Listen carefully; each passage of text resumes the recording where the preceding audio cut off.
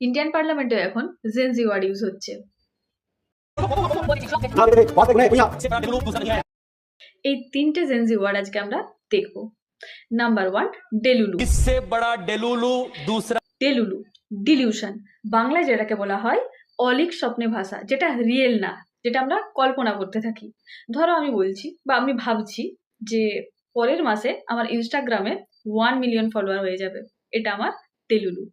2 নম্বর, FOMO, fear of missing out, FOMO, মানে কোনো কিছু ইনফরমেশন বা যে কোনো জিনিস মিস হয়ে যাওয়ার ভয় সবসময় মনে থাকে।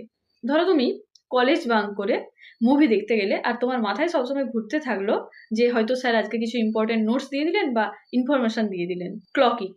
Gen Z की भाषा को borrow करूं, then I will have to say Modi ji clocked it. জেনজিরা বুঝে গেছি বা নোটেড এটা বোঝাতে ক্লক ইট ওয়ার্ডটা ইউজ করে। ধরো ক্লাসের মধ্যে ম্যাম তোমাদের বললো যে কালকের মধ্যেই কিন্তু আমার এই পড়াটা রেডি চাই, এই টপিকটা রেডি চাই, তখন তোমরা বললে ক্লক ইট ম্যাম। এই তিনটের মধ্যে তোমরা কোনটা বেশি ইউজ করো?